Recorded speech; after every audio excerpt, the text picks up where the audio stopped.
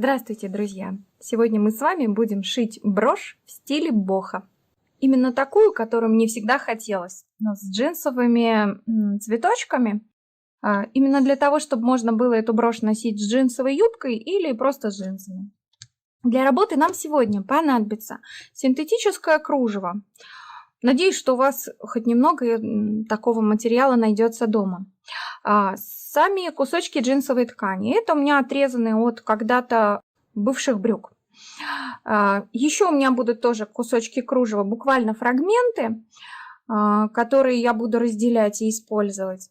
Небольшие отрезки ленты, которая будет подходить в тон. Мне кажется, что подходит хорошо. Иголки, нитки, значок, который будет основой нашей будущей брошки. И фурнитура другая, которая, может быть, у вас завалялась дома. Это могут быть красивые пуговки, подвесочки, жемчуг, который, может быть, от каких-то старых украшений у вас остался. Или просто подвесочки, которые я получила на рекламной акции одного ювелирного магазина. Подвесочки сделаны из пластика, но выглядят вполне натурально.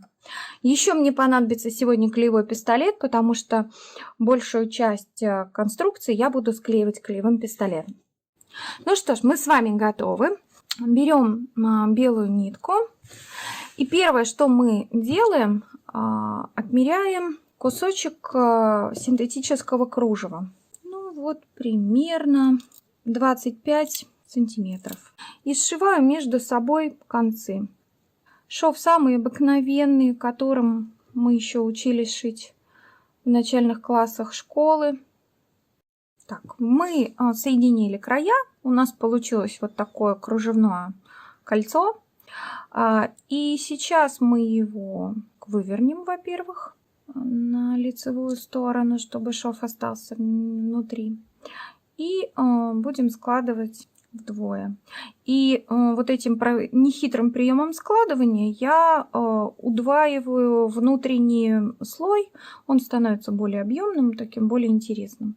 И теперь просто швом иголка вперед нанизываем кружево на иголку, для того, чтобы потом стянуть и получить основание для будущей брошки. И вот теперь просто стягивая нитку, можете увидеть, да, как на глазах появляется у меня такая интересная розеточка. Я ее сейчас тоже зафиксирую двойным узелком, самым обыкновенным. Он удержит эту конструкцию.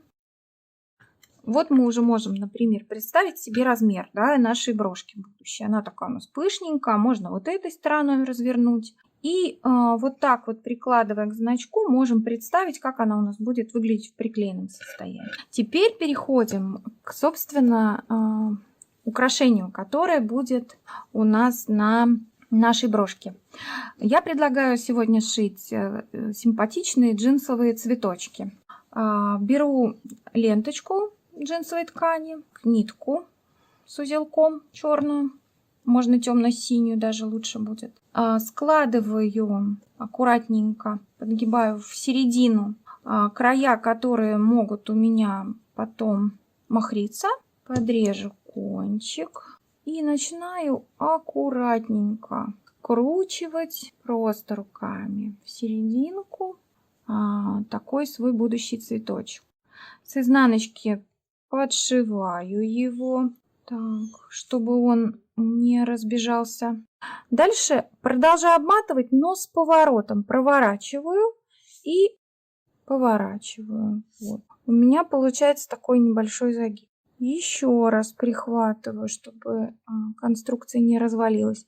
Не любите шить? Можете подклеивать свои поворотики горячим клеевым пистолетом.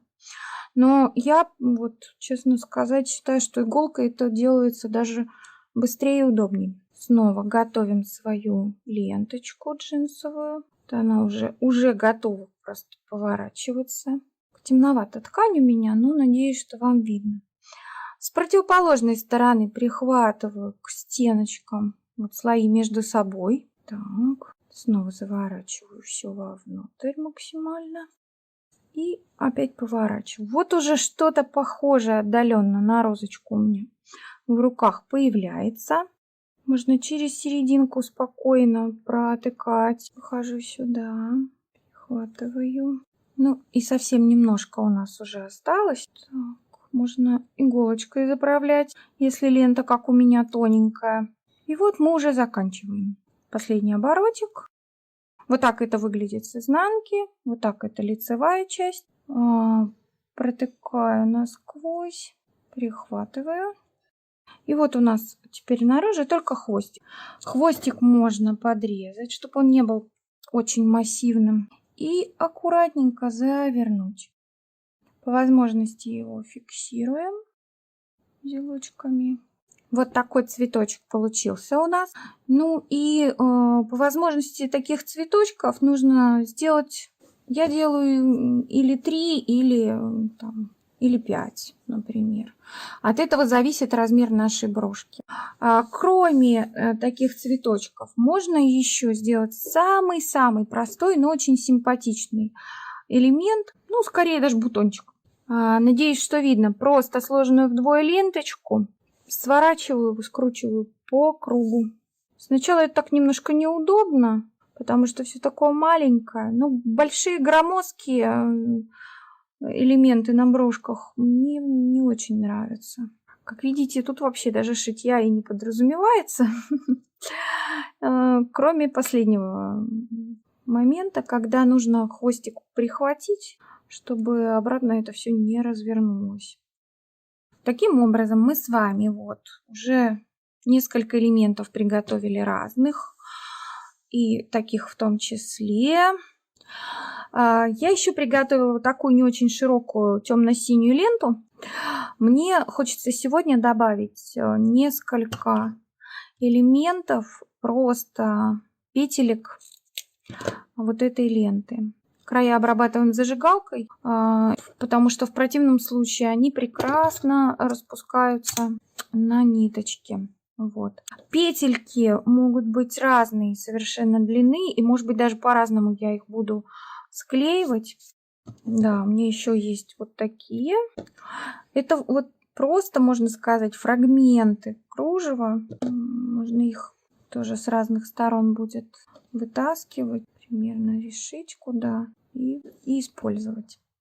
Я просто на столе раскладываю те элементы, которые сшила, вырезала, приготовила заранее и стараюсь их сгруппировать. Это очень приятный момент рукоделия, потому что можно поиграть с этими всеми элементами, понять, какой-то из них лишний. Вот, например, сегодня 2 цветочка я безжалостно убрала. Решила добавить натуральный жемчуг. У меня будет вот 3 бусины. Изменила мнение о петельках, решила их сделать покороче. И подумала над многослойностью. Вот конкретно эта брошка у меня будет объемная. 3 элемента будут первым ярусом, и последняя розочка, она будет просто сверху.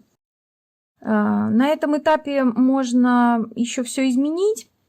Но если вам уже примерно композиция понравилась, чтобы не забыть, как вы это сделали, можно сфотографировать и посматривать на фотографию, потому что от того, как вы это спланируете, будет зависеть этап склеивания. Поэтому если вы уже приклеите цветочек, например, вот этот, подсунуть под него петельку или кружевной элемент будет уже просто невозможно. У меня согрелся клеевой пистолет, и сейчас я буду приклеивать свое кружево к значку. Стараемся не пропускать края. Серединка у нас готова. Теперь подумаем над детальками. Значит, петельки я решила сократить. Очень длинные петли мне не хочется.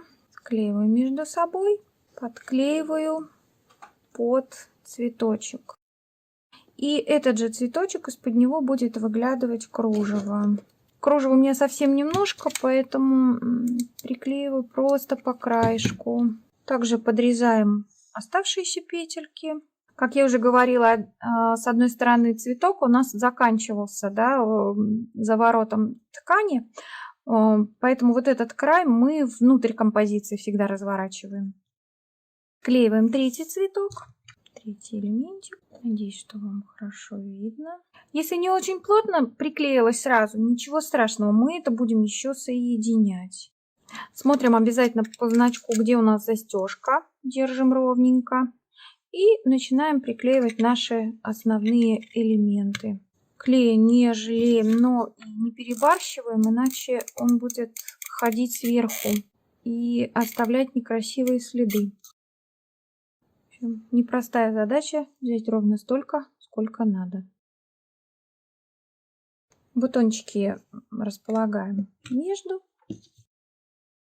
Вот сюда еще один бутончик.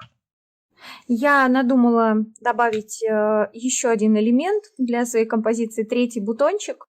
Так, вот некрасивую серединку можно закрыть каким-то элементом, но у меня запланирован еще один цветочек, который немножко даже будет смещен в сторону, но он закроет все следы клея, стыки. Подклеиваем наши жемчужинки. Буквально капелька клея.